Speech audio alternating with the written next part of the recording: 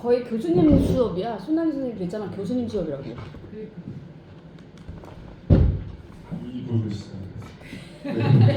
네, 앞에 교수님. 1부, 2부를 나눠가지고 준비를 했는데 앞에는 또 너무 시간이 좀 살짝 부족하고 여기서 끊으려고 하면 그래서 이번에는 한번 당겨서 막 빡빡 해봤는데 한 40분 안에도 가네요. 중간에 막 이거 소진을 안 하고 그리고 뒤에 거는 이거는 시간이 남을 수도 있을 것 같아가지고 이거는 좀 천천히 하려고 하는데 앞에 혹시 기억에 남는 거 있으세요? 앞에 우리 지금 처음에 뭐였죠? 처음 우리 지금 지속 가능성 보고의 표준이라고 해서 처음에 제가 GRI 그다음에 두 번째 사스 그다음에 그다음에 TCFD 그러면 CDP랑 TCFD 뭐에 관련된 기후 관련된 맞아요 그렇게 말씀드렸고 이제 뒤에 나온 것들 표준은 앞에 말씀드린 그런 어떤 지속 가능성 표준들이 근간이 되는 거고요. 뒤에 나올 것들은 이제 각 이제 유럽이나 미국, 글로벌 표준들 실제 앞에서 얘기했던 그런 그 표준들이 여기에 다 반영이 돼 있다고 보시면 돼요. 그래서 그 설명을 드릴 때도 그런 식으로 말씀을 드렸어요. CDP 설명을 드릴 때 CDP에서도 CDP가 근간이 있어 TCFD가 벤치마킹해서 TCFD 했고 TCFD를 벤치마킹해서 여러 가지 유럽이나 미국 그리고 이제 글로벌 표준 만들어졌습니다라고 말씀을 드렸어요.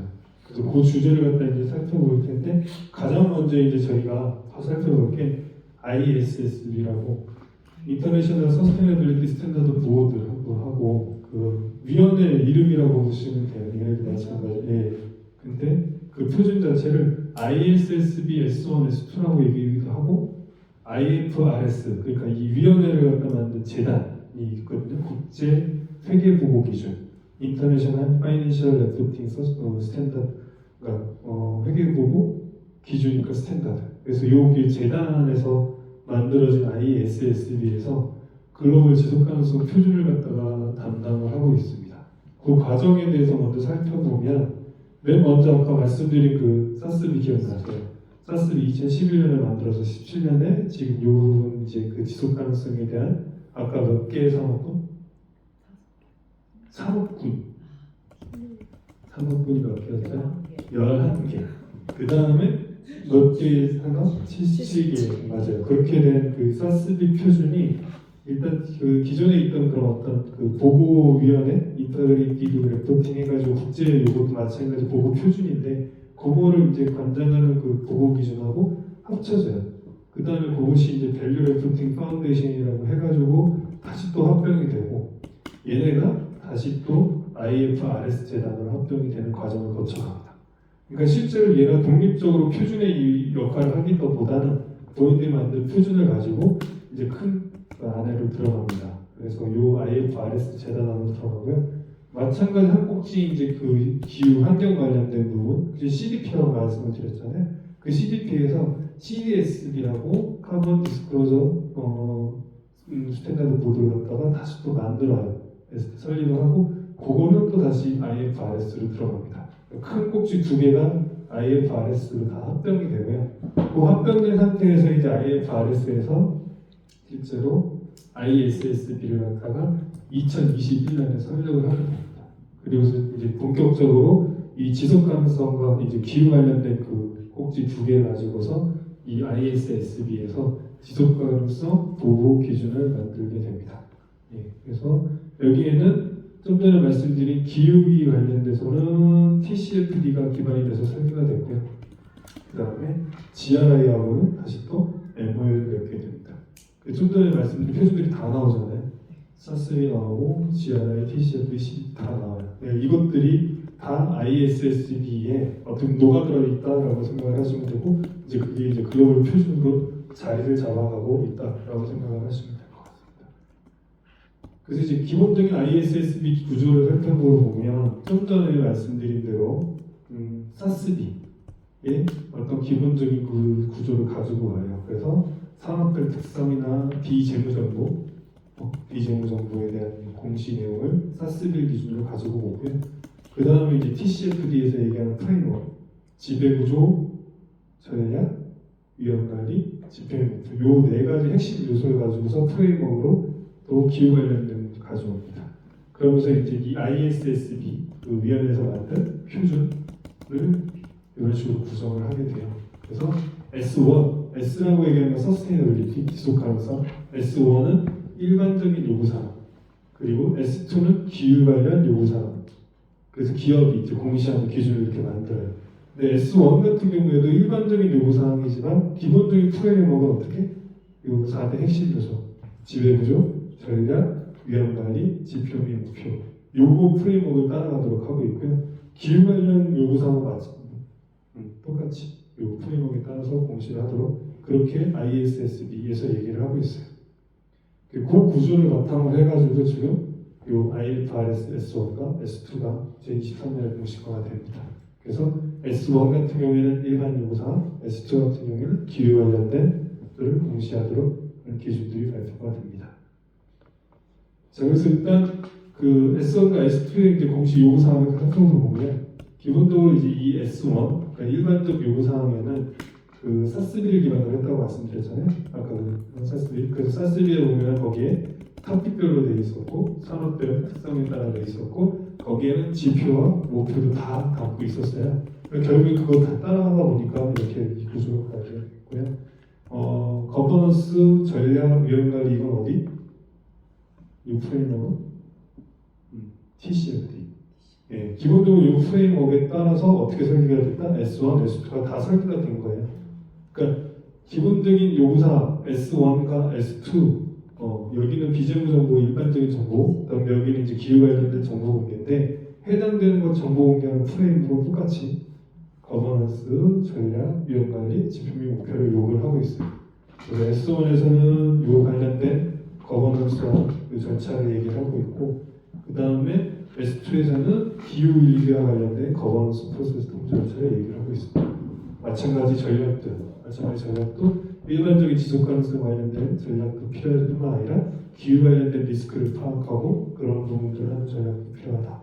그 위험 관리도 마찬가지 지속 가능성 관련된 위험뿐만이 아니고 기후 관련된 리스크도 S2를 따라서 보고를 하셔야 됩니다. 라고 얘기하고 있고 마찬가지 지표 및 목표도 마찬가지입니다. 그래서 공식 기준을 보면 S1과 아까 말씀드린 S2가 있고 그 다음에 이것들이 2025년 그러니까 실제로 지금 2025년이니까 2024년 데이터를 가지고 공시를 해야 돼요. 그러니까 기업들은 이제 이 기준을 가지고서 지금 준비를 해야겠죠. 2024년 데이터 준비를 해야 되고 그 다음에 이것들이 이제 뭐 1년 유예라고 돼 있는데 이 기준에 따라서 지금 공시를 하도록 그렇게 얘기를 하고 있고요. 그 다음 마찬가지 이 안에 들어간 것들 중에 온실가스 배출량도 마찬가지 보고를 할 수 있도록 얘기를 하고 있습니다. 그래서 스콥 1, 2, 3 그 스콥 3 같은 경우에는 그 공시 1년 유예가 되어 있어서 2026년부터 공시인데 이 부분도 이제 스콥 3도 챙겨야 될 거 그렇게 말씀을 하고 있어요. 자, 그래서 일단 이 ISSB 관련된 요 표준, 그러니까 IFRS, S1, S2 관련돼서는 아직까지 우리는 의무 공시가 아니잖아요. 우리나라. 그러니까 우리나라 지속 가능성 보고서를 살펴보시면 되게 찾기 드물어요. 아까 앞서 말씀드린 GRI나 TCFD, CDP 같은 경우에 거의 대부분의 보고서에서 보실 수가 있어요. 우리 이거 따랐습니다. 그리고 인덱싱을 보면 어느 페이지에 내용이 기술되어 있으면 보실 수 있는데 IFRS는 아직 아니에요. 아직까지는 우리나라 표준이 아니고 그리고 우리나라는 이 ISSB를 기준으로 그러니까 이 기준, 이 보고 표준을 기준으로 해가지고 저희 나라 걸 다시 만들고 있어요. 그 올해 이제 그 뒤에서 설명을 다시 드릴 텐데 KSSB라고 이 앞에 이제 I가 달라요. 그래서 그 부분을 아까 뒤에 설명을 드릴 텐데 그러다 보니까 일단 이 ISSB 관련된 사례는 그렇게 많지 않아요. 근데 그 중에 이런 식으로 지금 LG U+ 같은 경우에 그 IFRS에 따라서 일단 보고를 작성을 해놓고 이 내용을 갖다가 보실 수가 있겠습니다. ISSB에서는 이제 지금 좀 전에 S1이 뭐라고 말씀드렸죠? S1이 일반적 비재무 정보의 일반적 공식, S2는 네, 그다음 기후 말씀드렸고 그다음에 이제 이후로 계속해서 S3, 4, 5 해가지고 이런 식으로 하려고 한다라고 얘기를 하고 있어요.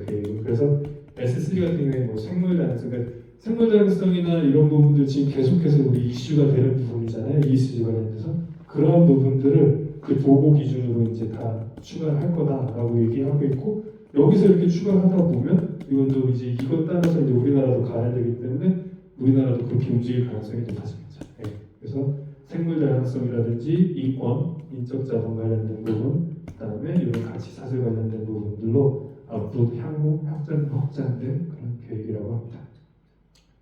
자, 그 다음에 이제 살펴볼 게 앞서는 ISS라고 해가지고 글로벌 표준을 살펴봤고 이 SEC는 앞서 사스비엘 때 한번 나왔었잖아요. 미 증권거래위원회. 그래서 이건 연방기관이고요. 연방기구이고 굉장히 이제 권한으로 따지면 큰 권한을 가지고 있다라고 얘기해요. 그러니까 금융 관련된 사고나 사건 이런 부분에 대한 수사권입니다. 그래서 이렇게 굉장히 중요한 그 기구이고 우리나라 금융위원회 아니면 이제 증권거래소나 이런 부분들로 보실 수가 있는데 어쨌든 때는 거기서 이제 뭘 의미하냐면 이 증권거래위원회에서 기후 관련 공시 규칙을 제정을 합니다. 그러니까 여기는 명시하고 있죠. 기후 관련된 거. 앞에서 말씀드린 그런 지속 가능성 이거 얘기가 아니에요. 그냥 여기는 딱 그냥 정해졌어요. 뭐에만 관심이 있냐면 기후. 그리고 뭐에 관심이 있냐면 그냥 투자자. 다른 거 관심 없고 투자자가 그런 기업의 어떤 기후 관련 영향성에 대해서 기업들이 어떻게 대응하고 있는지 궁금하대요. 그래서 SEC에서 투자자들이 그렇게 얘기하니까 기업들의 그런 기후 관련 공시 규칙을 만들어라 라고 얘기했고 이 규칙에 따라서 기후 관련된 위기를 어떻게 하고 있는지를 갖다가 공시해라 라고 얘기하는 부분입니다. 그래서 기본적으로 이 증권거래위원회에서 얘기하는 부분은 모든 상장기업, 증권거래소에 상장된 기업을 대상으로 하고 있고 그 해당되는 기업의 재무제표에 이걸 반영을 해서 보고를 하라라고 얘기를 하고 있어요. 그래서 일단 기본적으로 기업들은 이 재무제표라고 하면 재무 관련된 그 데이터들이 들어가는 거기 때문에 굉장히 신뢰도도 높아야 되고 투명성이 높아야 돼요. 안 그러면 그냥 경제사범이에요. 여기서 만약에 데이터를 잘못 언급을 하거나 잘못된 데이터를 넣었을 때 그게 공시됐을 때 그건 범죄거든요. 그러다 보니까 실제로 여기에다 담는 기후 관련된 요 정보들, 요 마찬가지 기후 관련된 기업의 그런 공시된 정보들도 거의 그거에 준하는 아마 수준으로 투명성이나 신뢰성을 요구를 하고 있습니다. 그래서 이것들이 2023년 뒤에 보시면 자 보시면 2022년 3월에 처음 초안이 만들어졌어요. 앞서 말씀드린 그 SEC에서 초안을 만들어졌고 그거에 따라서 24년 올해 3월에 이게 이제 규칙으로 확정은 됩니다. 확정은 되고 발효로 오히려 일정을 보면 내년부터인데 이게 좀 약간 정치적인 이슈에 휘말려서 SEC에 얘기한 것들은 지금 아직까지는 그 법원의 판단을 유보한 상태로 지금 계류 중에 있고요. 이게 이제 향후에 어떤 식으로 움직일지는 전문가들 사이에서도 의견이 좀 분분하긴 합니다. 그래서 엊그저께도 교육 들었을 때도 얘기하신 분은 이게 지금 눈치를 보다가 행정부가 이제 트럼프로 바뀌게 된 시점이 왔잖아요. 그러다 보니까 저게 이제 향후 향방에 대해서 본인들도 어떻게 이제 얘기를 못하겠다라고 말씀을 하시더라고요. 어쨌든 간에 미국도 기후 관련된 기후 관련된 기업들의 어떤 대응이나 이런 부분들을 공시하도록 규칙으로 제정을 하고 있고 이게 이제 발효 직전에 있습니다. 이때 발효는 됐고 법원에 의해서 유보적인 판단 지금 아직까지는 계류 중에 있는 상태다. 근데 미국은 이제 연방법이 있다 보면 주법도 따로 있잖아요. 그러니까 주마다 또 법이 달라요. 그러다 보니까 SEC에서 얘기하는 연방법 외에 그러니까 캘리포니아나 이런 데는 주법으로 아예 만들어져서 이 SEC가 2022년에 제정하기 이전부터 이미 캘리포니아에 있는 주법으로 스코어 1, 2, 3 도시가스 배출량에 대해서도 기업이 공시를 하도록 해당되는 주 안에 있는 기업들은 그런 식으로 얘기를 하고 있습니다. 그래서 그런 부분들 미국에서는 이미 그러니까 주마다 또 틀린 법을 따라서 캘리포니아뿐만 아니라 이미 대응하고 있는 주들도 늘어나고 있습니다. 그래서 큰 대세이기 때문에 거스를 수는 없다. 시기적으로 이게 조금 더 늦어지거나 하실 수는 있지만 이거는 앞으로 가지 않겠냐. SEC도 마찬가지 어떤 이런 프레임워크 구조를 가지고 있습니다. 근데 좀 이렇게 읽어보시면 비슷한 구조를 가지고 있다고 보시면 될 것 같아요. 그래서 보시면 일반 공시 사항도 지배구조, 그다음에 리스크, 그다음에 이런 목표 시나리오 이런 부분들도 다 넣게끔 돼 있고요. 그다음에 온실가스 배출량도 공시를 하도록 하고 있어요. 원래 좀 전에 말씀드린 22년 3월에 초안이 나왔을 때는 요 스콥 3까지도 이제 그 배출 그 양을 공시하도록 하고 있었거든요. 근데 이제 24년 3월 올해 초에 이제 개정안이 나왔을 때는 아무래도 기업들의 이제 감사이나 이런 걸 좀 감안을 해서 이 스콥 3는 제외가 됐습니다. 그래서 아직까지는 거기서도 얘기하는 스콥 1, 2만 일단 요구를 하고 있고요. 그 다음에 말씀드린 특징상 이 재무제표에 그거를 갖다 넣어라. 그래서 기후 관련된 그 공시사항들을 어디다 재무제표에 다시 넣어서 그거 해라 라고 얘기를 하고 있습니다. 그래서 이런 식으로 요 레귤레이션 요 언어 자체는 그치 뭐 이거는 지금 뭐 해당되는 그 넘버링 같은 경우에 뭐 이런 식으로 따지고 있는 거니까 그거는 뭐 크게 막그 주의를 받으셔야 될 것 같아요. 그래서 통합 공시 요구사항과 뭐 재무제표에 이런 식으로 지금 들어가 있는 요구사항들이 있다. 그래서 재무제표 안에 기후 관련된 공시도 들어가고 지표도 넣어야 된다. 또 얘기를 하고 있습니다. 그래서 크게는 이제 세 가지 꼭지로 좀 전에 말씀드렸듯이 재무제표에 넣어야 되는 항목들과 그다음에 TCFD 형태로 기후 관련된 부분 그리고 온실가스 배출량 이 부분을 공시하도록 그렇게 하고 있어요. 각각의 이제 보고 연도는 다 틀린데 이게 이제 실제 이제 법원에서 이제 유보가 되고 있다고 말씀드렸으니까 요게 자체가 이제 뭐 시기적으로 조금 뒤로 미뤄지거나 할 수 있는 영향은 있겠죠. 그래서 그런 식으로 얘기를 하고 있습니다. 그래서 좀 세부적으로 살펴보면 재무제표 안에 주석으로 달아야 되는 부분, 이 부분은 이제 26년 공시, 그러니까 대기업 같은 경우에 26년 공시니까 내년에 25년에 이 사람들이 이제 그 준비를 해야 돼요. 법을 준비를 했다가 26년에 공시. 그리고 이제 중견기업 같은 경우에는 27년, 뭐 소기업 같은 경우는 28년. 그래서 좀 어찌 보면 시간이 좀 더 많이 남았다고 볼 수 있고 어찌 보면 지금부터 준비를 해야 된다. 그리고 지금 준비하는 시간 동안에 감안을 하면 또 늦어지는 게 아니다. 예.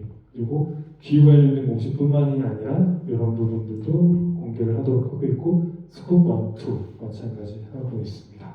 그래서 그 시기별로 적용 시점에 따라서 각각 기업 규모별로 생각을 해야 되겠고요. 저희 나라도 미국에 상장된 기업들이 있는 거 아시죠?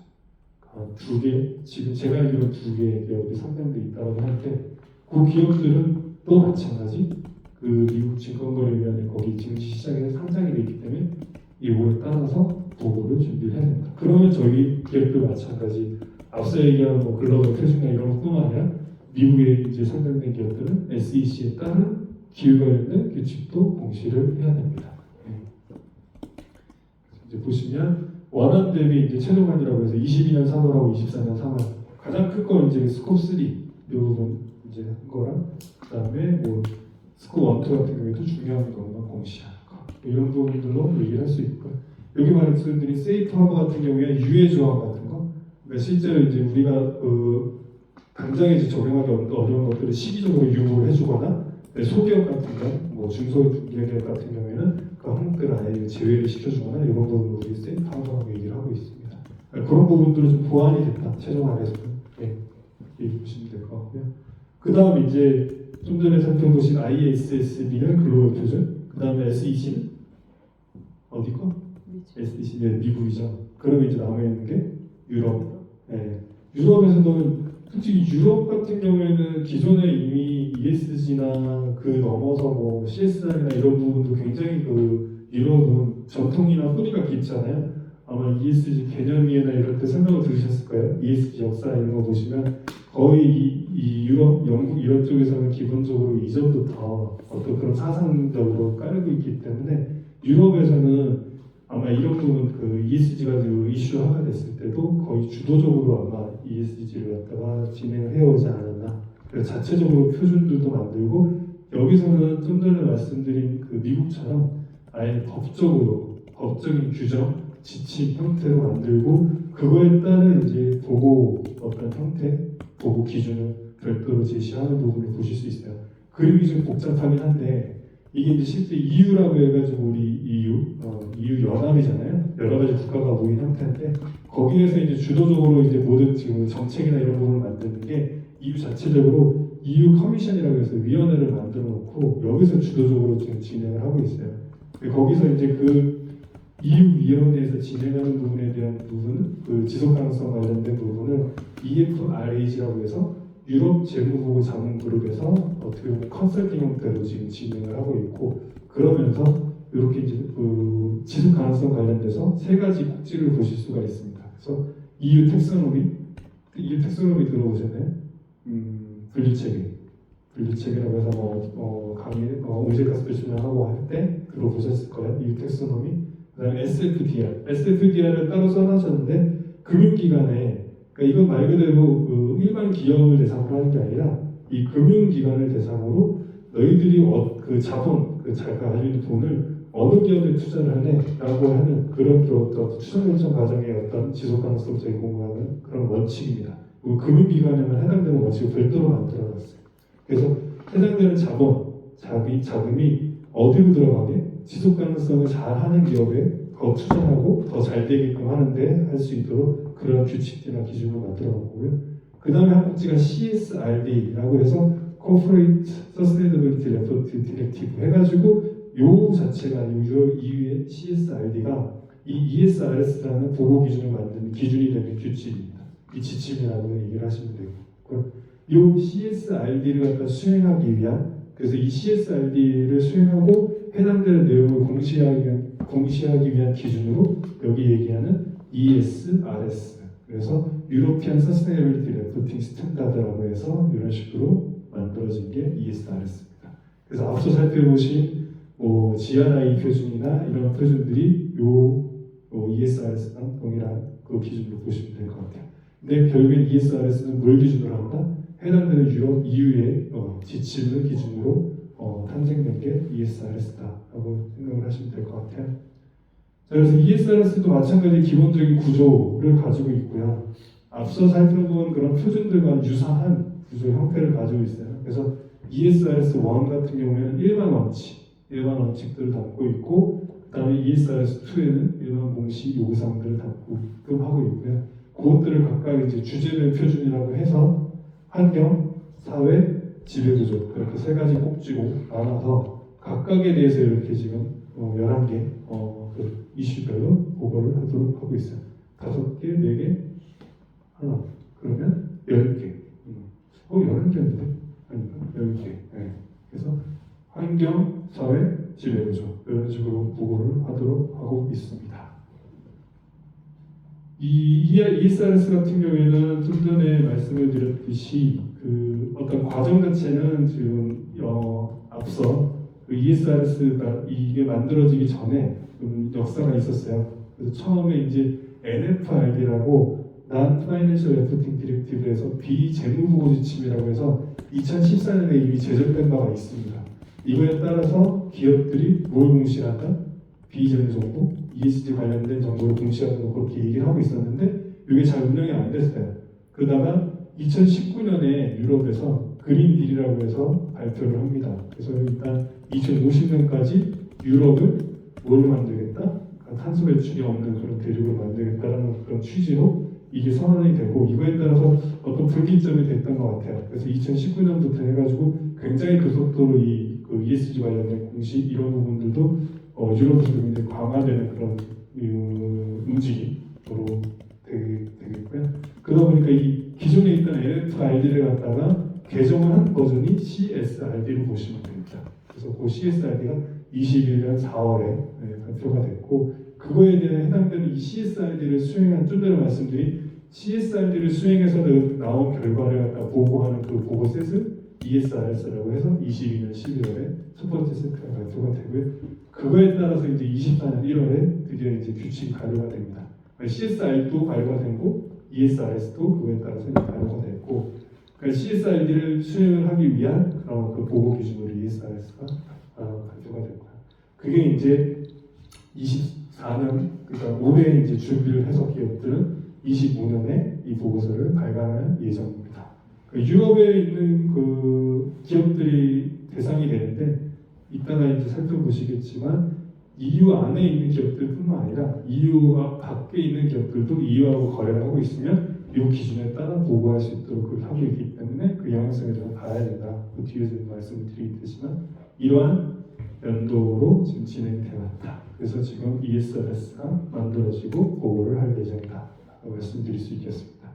ESRS 적용 사례도 저희 이제 그 보시면 지속가능연구소에 저희 나라 보고서에 들어가 있는 사례를 보실 수가 있어요. 원래는 지금은 아니거든요. 지금 우리나라는 ESRS에 적용받을 이유도 없고 굳이 이걸 안 넣어도 되는데 또 살펴보니까 뭐 롯데건설 지속강조연구소도 ESRS라고 인덱싱을 넣어놨어요. 그럼 이유가 왜 그럴까요? 왜 이럴 수 있을까? 투자를 더 잘하네요. 뭐 그렇죠. 만약 이게 뭐 그렇죠. 유럽에 있는 건 그럴 수도 있잖아요. 관심을 끌기 위한 그런 방법일 수도 있고. 근데 왜 이것들이 가능할까요? 보시면 좀 전에 그 살펴본 피어 표준들 지금 비교해 보면 거의 다 항목들은 유사해요. 이게 각각 다 틀리지가 않고 말씀드린 SEC나 이런 부분들 ISSB 좀 전에 설명드릴 때 뭐라고 말씀드렸냐면 사스비나 TCFD 프레임워크 그대로 또 가져왔고 따라오다 보니 ESR에서도 마찬가지예요. 벗어날 수는 없어요. 그러니까 요구하는 항목들은 유사해. 그러다 보니까 실제로 보고서를 작성하고 해당되는 보고서에 어떤 내용들이 어디에 위치하고 있다만 표시해줘도 이 정도 표준들을 따라갈 수 있어요. 그래서 이제 더러는 그런 질문들을 많이 하시는 게 유럽에는 ESRS, 미국에는 좀 전에 SEC, 네. 그다음에 뭐 ISSB, 뭐 GRI 많잖아요. 그럼 기업들 입장에서는 유럽에는 유럽 기준에 따라 보고하고, 뭐 이게 ISS를 ISSB 따라하고, SEC는 SEC 따라하고, 우리나라 KSS를 따라하고 다 각각 따라해야 되나? 그럴 수 있잖아요. 근데 실제로 지금 움직임을 보면 그런 표준들이 각각 상호 연계성을 가지고 할 수가 있게끔 되고 있어요. 그러다 보니까 이런 식으로 지금 인덱싱을 통해서 해당되는 내용들이 어디에 있다라고만 밝히면 특별히 이 ESRS 기준에 따라 보고서를 각각 내는 건 아니고요. 이렇게 갈 수 있다라고 보시면 될 것 같아요. 그래서 지금 한 꼭지를 살펴봐도 이런 식으로 지금 해당되는 그 ESRS에서 요구하는 S-1 요 근로자의 노동인권에 관한 조직의 정책은 어디 있냐? 53페이지에 있다고 얘기를 하고 있습니다. 그래서 그 53페이지 가보면 이런 식으로 해당되는 내용을 찾아보실 수 있습니다. 그래서 이제 그 ESRS 그 적용 그 시점에 대한 얘기인데 이건 뭐 ESRS가 지금 뭐 제목이니까 적어놨지만 실제 이 적용 시점은 이제 CSRD 좀 전에 말씀드린 지침 그 위 상위에 지침에 따른 영향으로 보시면 될 것 같아요. 그거에 따라서 이 ESRS도 같이 가는 거죠. 왜냐면 이거 보고 기준이기 때문에. 그래서 이제 2022년부터 쭉 연대별로 되어 있는데 기본적으로는 EU 안에 있는 대기업들은 언제? 2025년부터, 그러니까 내년부터 적용을 받게 되어 있고요. 그러다 보니까 2025년 데이터를 갖다가 2026년에 최초 공시를 해야 되고 우리나라 같은 경우에는 이제 난 EU에 들어가요. 우리나라 EU하고 EU 안에 뭐 없을 때 기업이 없는 기업들은 그것들이 이제 2028년에 해당되는 데이터를 갖다가 기준으로 2029년에 공시하도록 그렇게 하고 있습니다. 그래서 우리나라 같은 경우 우리나라의 기업들도 EU하고 거래하고 있는 기업들은 이 일정을 갖다가 유심히 봐야 될 것 같아요. 그래서 미리 준비를 해야 되고 국내 기준은 혹시 관심 있어 보시면 아시겠지만 2026년에 지금 국내는 의무 공시를 하려고 하고 있어요. 그러다 보니까 이제 국내 기업들은 2026년에 맞춰가지고 이제 지속 가능성에 대한 의무 공시로 넘어가는데 뭐 이제 유럽하고 거래를 하거나 유럽과의 연계가 있는 기업들은 요 2028년 일정에도 주목을 해야 된다. 그래서 실제로 우리가 뭐 KSSB라는 우리나라 기준에 맞춰가지고 보고를 했을 때 이런 부분들 적용 시점에 따라서 각각의 EU의 어떤 그 표준 이런 부분들에 누락되는 부분이 없는지, 그다음에 어떤 부분이 좀 차이가 있는지 부분에 대한 부분 관심 있게 봐야 됩니다. 좀 전에 말씀드린 그런 CSRD 말씀드렸잖아요. 지침 같은 경우에는 그 유럽의 어떤 지침 디렉티브는 이게 그냥 발효가 된다고 해서 각각 그거에 그 유럽 안에 있는 국가들이 무조건 따라야 되는 게 아니고요. 그 지침은 해당되는 국가별로 국내법을 제정을 해서 실행을 해야 돼요. 그러다 보니까 지금 현재 그 CSRD가 발효가 돼 있지만 지금 법제화가 완료된 부분도 있고 그렇지 않은 EU 안에 회원국들이 있습니다. 그래서 지금 차곡차곡 진행 중에 있고요. 그 이 진행 일정에 따라서 본인 기업들과 연관이 있는 나라의 국내법 제정 사항도 그래서 유심히 봐야 됩니다. 그러다 보니까 이 유럽과 관련된 EU CSR이나 ESR에서 국내 기업들은 이러한 영향이 있을 수가 있어요. 그래서 기본적으로 말씀드렸던 SEC, ISS나 국제 기준도 따라야 되고 ESRS도 유심히 봐야 되고 더군다나 말씀드렸듯이 유럽에는 그 CSR뿐만 아니라 뭐 텍소노미라든지 그다음에 공급망 실사법이라든지 에코디자인법 어제 다 많이 배우셨을 것들 그런 것들도 마찬가지 다 기준을 보셔야 돼요. 그러니까 그런 걸 다 진짜 봐야 될 게 너무 많아진 거죠. 그거에 따라서 어떤 식으로 지금 대응할지에 대한 거 자기들 지금 수준이 어떻게 돼 있고 그것들에 따라 우리가 어느 시점에 어떤 지침을 따라가야 되고 그거에 어떻게 대응해야 되는지에 대한 유심히 봐야 되는 부분이 있고요. 그러다 보니까 실제로 요 공급망 관리라든지 우리 안에 들어가는 전체적인 그런 라이프 사이클 안에서 그런 부분들 데이터를 갖다가 확보하는데 부담이 됩니다. 왜냐하면 지금 실제 이제 1차 협력업체, 2차 협력업체로 나가겠지만 어떤 기업이든 그 협력업체들도 다 같이 이걸 포함을 시켜서 가야 돼요. 그런 부분들이 지금 한꺼번에 다 한다고 해서 다 따라올 수가 없는 부분이라서 미리 준비하고 미리 대응해야 된다라는 부분이고요. 그 다음에 결국에는 지속가능 경영에 대한 내재화가 필요하다. 이것들이 내가 무조건 지금 그냥 하자고 해서 되는 부분은 아니고요. 그리고 앞서 말씀드렸지만 이게 의무 공시가 되고 재무정보랑 같이 이제 그 공시가 되다 보면 이런 그 검증 관련된 거, 데이터의 신뢰성이나 투명성도 충분히 더 요구가 되는 부분이 있습니다. 그런 부분도 미리 준비해야 됩니다. 그래서 어떤 그런 규제나 지침들, 그리고 이유 같은 경우에 국내법들, 그 해당되는 국가의 국내법들에 대한 부분들을 실제로 좀 이해하는 부분들도 가져가야 되겠고요. 그 다음에 각각의 그런 규칙이나 지침들이 어떻게 변화하는지에 대한 모니터링도 필요하고 해당되는 지침, 규칙에서 요구하는 데이터, 기준들 그런 부분에 대한 것들을 어떤 식으로 데이터를 수집해서 보고를 하고 대응을 할지에 대한 것들을 미리 사전에 준비하고 구축을 해야 된다라고 얘기를 하고 있습니다. 자, 그 다음에 이제 마지막으로 살펴볼 거 저희 나라 이제 다 살펴봤잖아요. 기준이 되는 그 기준들 살펴봤고 그 다음에 미국, 그 다음에 글로벌, 유럽 이렇게 다 살펴봤는데 그 우리나라는 그걸 어떻게 하고 있을까? 앞서 조금 말씀을 드렸었지만 우리나라는 한국회계기준원이라는 데서 한국지속가능성기준위원회를 만들었어요. 그래서 코리아 서스테너빌리티 스탠다드 보드 여기도 마찬가지 여기도 정부 기관은 아니에요. 우리나라도 여기는 회계기준원이라는 데서 만든 민간위원회라고 보시면 될 것 같아요. 여기가 주도가 돼서 지금 진행을 하고 있고요. 자, KSSB에서는 아예 먼저 표방을 하고 있어요. 그래서 기본적으로 KSSB도 제1호, 2호, 제101호 이렇게 해서 세 가지 꼭지로 지금 공시 기준을 가져가고 있습니다. 그래서 1호 기준은 아예 IFRS, 좀 전에 살펴본 ISSB, 네, 이건 뭐라고 했죠? IFRS 국제 회계보고 기준, 그러니까 국제 회계보고 기준 재단 여기서 만든 S1 기반으로 하고 있다. 제2호는 뭘 기준으로 해요? IFRS S2를 기반으로 하고 있다. 그거 아예 얘기를 하고 있어요. 그래서 거기서 얘기했던 게 아까 기억을 떠올려 보시면 아시겠지만 S1은 일반적인 비재무 정보에 대한 공식, 그다음에 S2는 뭐였죠? 예, 기록의 공식. 그대로 가져오고 있어요. 그러니까 KSSB는 그대로 가져온 이유를 어떻게 말하고 있냐면 이런 우리 기업들의 이중 공시 부담을 최소화하기 위해서 기본적으로 IFRS를 따라가고 있고 그 다음에 실제로 이런 기준들을 갖다가 정책적으로 뭔가 정책 목적으로 추가 공시가 필요할 경우에는 활용하기 위해서 제101호라고 해서 이건 이제 우리나라만 가지고 있습니다. 그래서 KSSB에서만 이 기준을 갖다가 얘기를 하고 있어요. 그래서 정책적으로 뭔가 우리가 요구하는 거에 대한 추가 공시를 기업들이 할 수 있도록 이렇게 세 가지 꼭지로 준비를 하고 있고요. 이게 이제 24년 4월에 초안이 이미 공개가 됐습니다. 초안이 공개가 되고 9월, 8월인가까지 이 초안에 대해서 국내외 기업, 그다음에 기관들, 그다음 투자자들한테 검토 요청을 해서 질의, 그러니까 응답, 그다음에 의견들을 받는 그런 과정을 거쳤고요. 그래서 8월, 9월에 아마 그게 다 완료가 됐고 지금 현 시점에서는 아마 이거 정리를 하고 있다라고 얘기를 하고 있고요.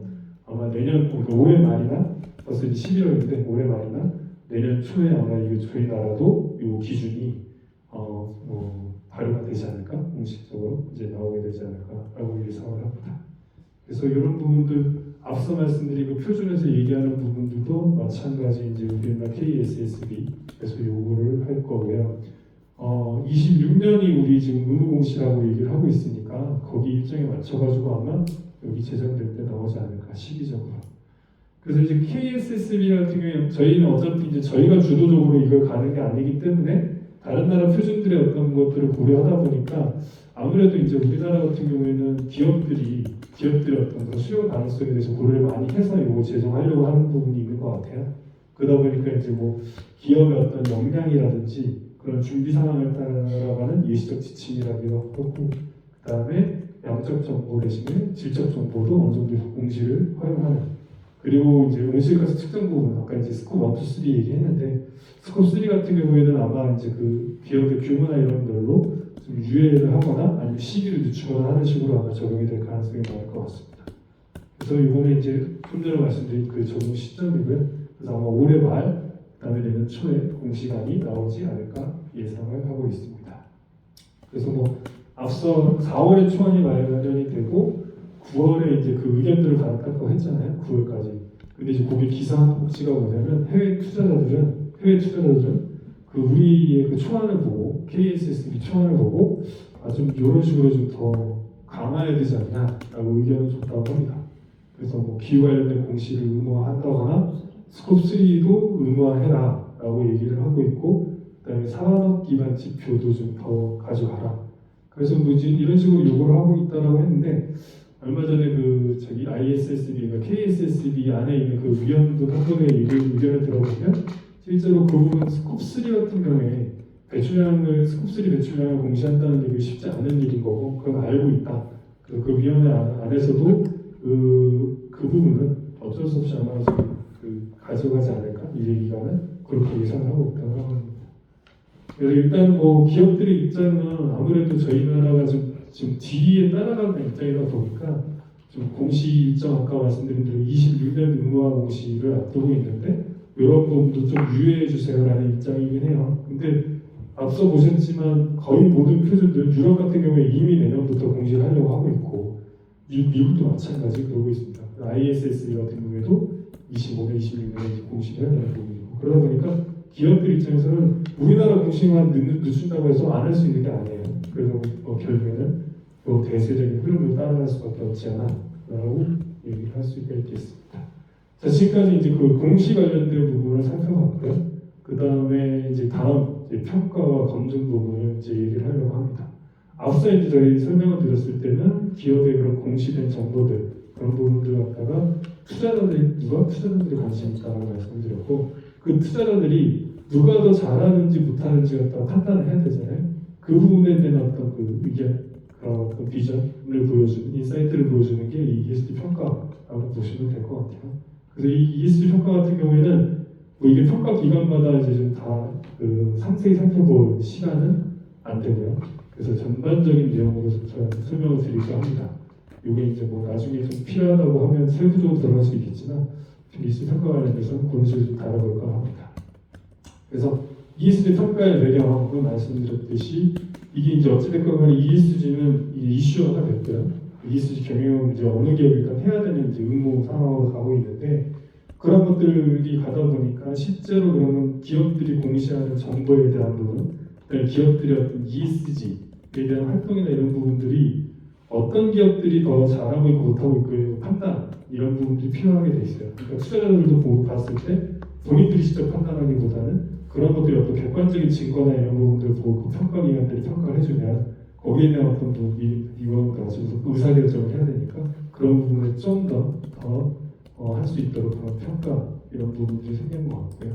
그 실제로 이제 그 ESG 평가 같은 경우를 할 때 보면 어떤 그 재무정보처럼 정량적인 지표들을 보는 게 아니라 이 ESG 관련된 것들은 아시겠지만 환경, 사회 이러다 보니까 정성적 지표들이 많습니다.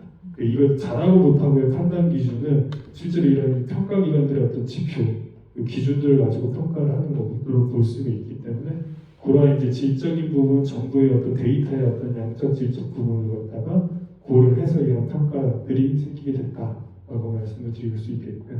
ESG 평가의 목적은 명확합니다. 어찌됐든 간에 이해관계자들, 그 중에 이제 투자자들에 대해서 기업의 어떤 ESG 경영 전반에 걸친 그런 어떤 부분들을 제공할 수 있게, 의사결정할 수 있게. 그리고 기업 입장에서는 자기들의 수준, ESG 경영 수준이 어느 수준에 있다를 볼 수 있고 그거에 따라서 어떤 부분을 더 보강해야 되고 어떤 부분을 더 잘해야 되는지에 대한 것들을 보실 수가 있겠습니다. 그래서 이제 일단 그 국외 국내를 나눠가지고 평가 기관들이 이렇게 있는데 여기 보면 대표적인 평가 기관이면 실제로는 이 ESG 평가하는 기관들이 600여 개가 넘는다고 합니다. 전 세계적으로. 특히 진짜 정말 중소 업체들 포함해서 예전에 봤을 때는 그 증권사들도 굉장히 이름 없는 증권사들인데도 각각의 어떤 측정 지표나 이런 부분을 만들어가지고 평가를 하고 있기도 하고요. 그러다 보니까 여기는 가장 이제 대표적이라고 얘기할 수 있는 평가 기관들은 생각보다 크지 않습니다. 그래서 그 국외 평가 기관 같은 경우에 MSCI, 다우존스, 그다음에 CDP. 좀 전에 이제 CDP는 공시 표준에서 설명을 드렸지만 말씀드렸지만 평가 기관 평가 기준으로도 볼 수 있다고 말씀드렸고요.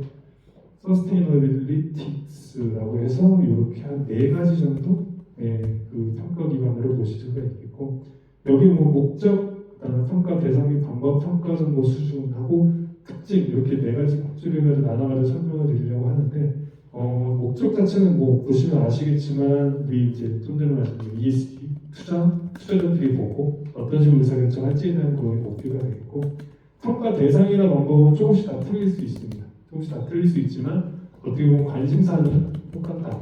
그래서 해당되는 평가 대상이나 방법들은 이런 식으로 좀 나눠져 있고요. 그리고 그거에 대한 평가 정보 수집은 일단 기본적으로 이 국외 국내 그 평가하는 방식이 공개 정보. 그러니까 기업들이 어떤 기업들한테 요청을 해서 갖는 게 아니고요. 아까 CDP는 어떻게 했죠? CDP는 뭐가 있었죠? 지휘서가 있었잖아요. 그걸 던져주고 거기에 대한 답변을 받고 이런 식으로 방식. 그리고 이제 이런 설문 방식을 하는 게 다우존스, CDP 같은 경우에 그런 방식으로 하고 있고요. MSCI나 이제 서스테이너빌리티 같은 경우에는 공개 정보 수집 방식이라고 해서 얘네는 기업 관련된 정보가 언론이나 그다음에 그 대외적인 정부 기관이나 이런 데 해당되는 그 기업들의 정보가 올라올 수 있고요.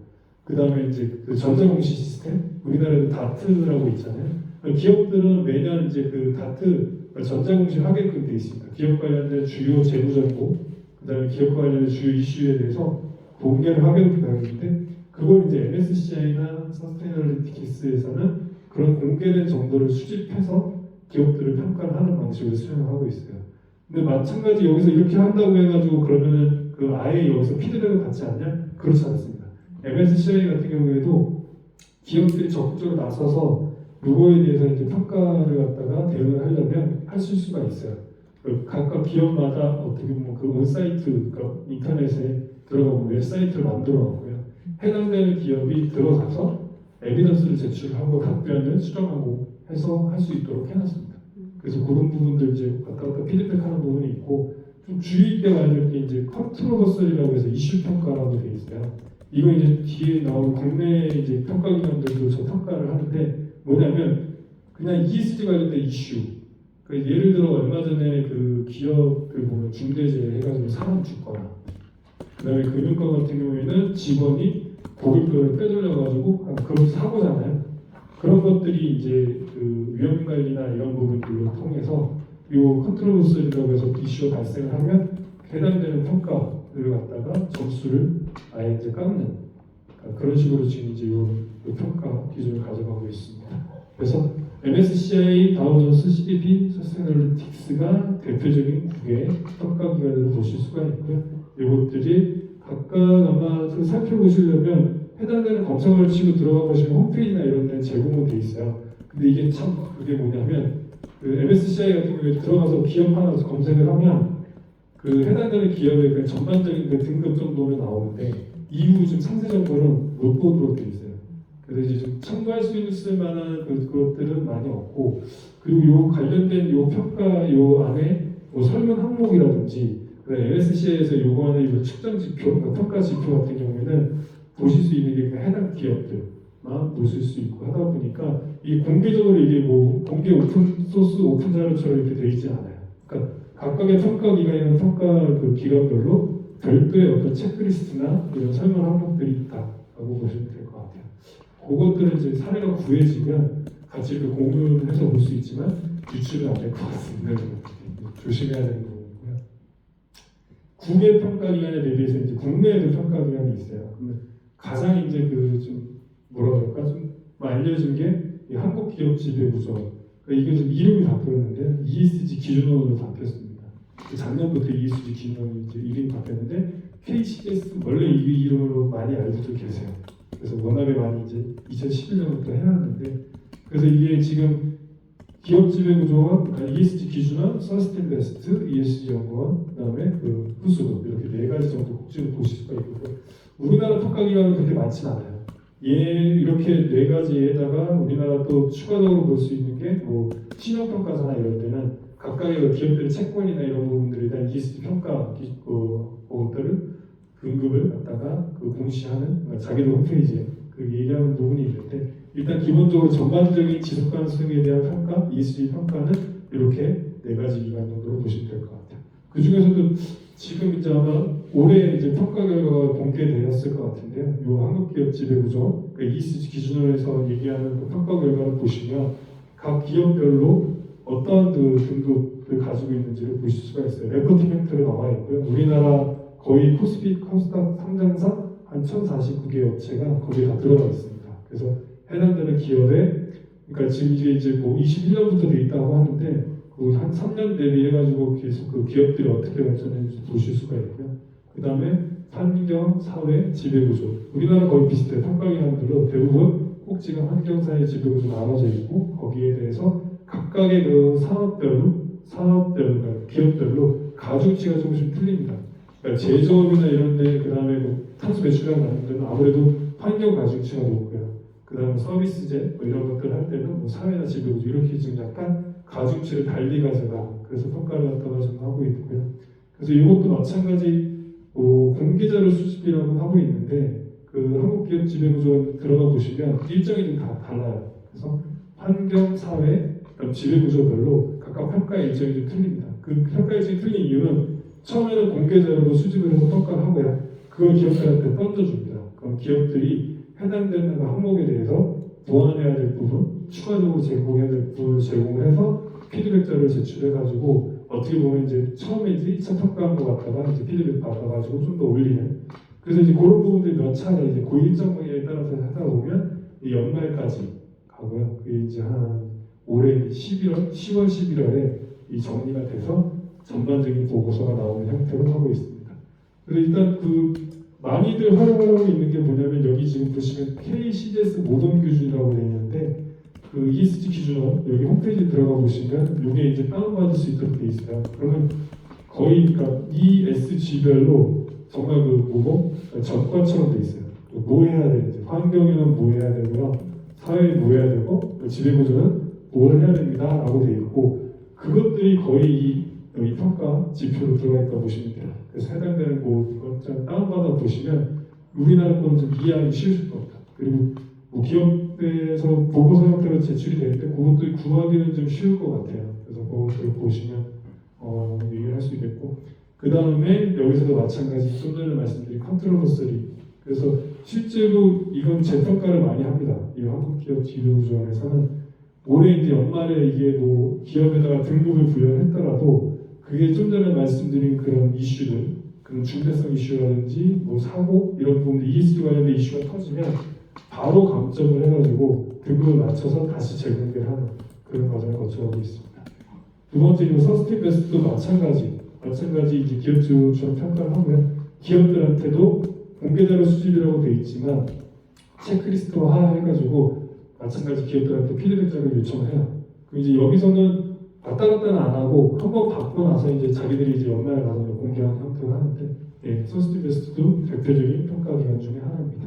나머지 부분은 거의 다 비슷해요. 그래서 각각의 그런 규모나 어떤 기업의 어떤 특성에 따라서 가중치로 달리 가져가는 것도 서스테인베스트 똑같이 가져가고 있고요.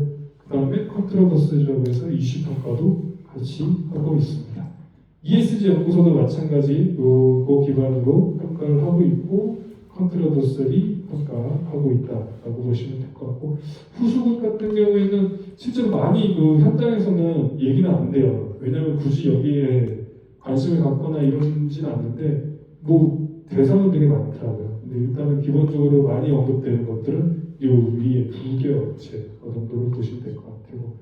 그리고 이런 부분들 지금 ESG 평가 좀 전에 말씀드린 국내나 지금 이제 좀 약간 이슈가 되는 게 이제 앞으로는 없겠죠. 왜냐하면 이 의무공시가 되고 평가 기관도 마찬가지 평가 기준이나 이런 거에 대한 어떤 그런 신뢰도 이런 부분의 것들이 있을 수가 있겠는데 일단 평가에 대한 공정성, 투명성에 대한 얘기가 있을 수 있고요. 그다음에 평가 능력, 그 다음에 일관성이 부족하다, 유용성이 부족하다라는 어떤 ESG 평가에 대한 비판적 시각이 존재하는 건 분명합니다. 근데 실질적으로 앞으로 이제 있을 의무 공시, 그다음에 표준들의 어떤 그런 요구 사항들 이런 것들을 충족해야 되려면 ESG 평가와 관련돼서도 이러한 부분들이 분명히 높아질 거고요. 평가 기관들 수준도 분명히 높아질 거라 얘기를 할 수가 있겠습니다. 일단 평가 제도의 전망이라고 되어 있지만 실제 국외도 그렇고 국내도 그렇고 각각의 평가 기관들 앞서 말씀드렸지만 대표적인 거라고 말씀드렸고 거의 600여개가 된다고 말씀을 드렸잖아요. 그러다 보니까 이제 그런 것들 평가 기관들도 법제화를 해가지고 규제하는 움직임이 있고요. 우리나라는 이미 앞서 말씀드린 그런 대표적인 평가 기관들의 평가 기관 가이던스라고 해서 연도별로 좀 자발적으로 좀 니네들 평가 기관들도 요 가이던스에 따라서 좀 수행을 해라라고 얘기를 하고 있습니다. 이런 것들은 아마 ESG 평가 관련돼서 앞으로도 좀 더 법제화가 되고 따라가지 않을까라는 생각이 듭니다.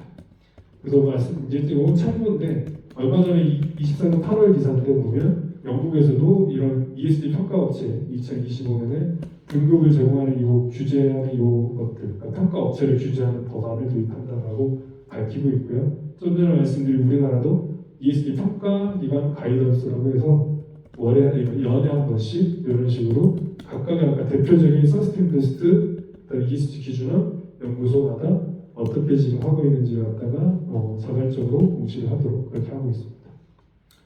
그래서 이제 보시면 한국거래소 KRX ESG 포털 보시면 이런 식으로 지금 ESG 기업, 우리나라 전체 기업들 ESG 평가가 되고 있는 그 기업들의 등급하고 좀 전에 말씀드린 평가기관의 가이던스 준수사항을 보실 수가 있어요.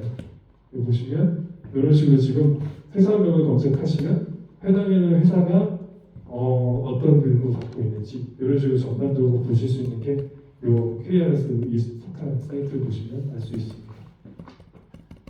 자, 그래서 여기까지 하고 지금 지난번에 시간 할 때도 딱 여기까지가 이제 1시간.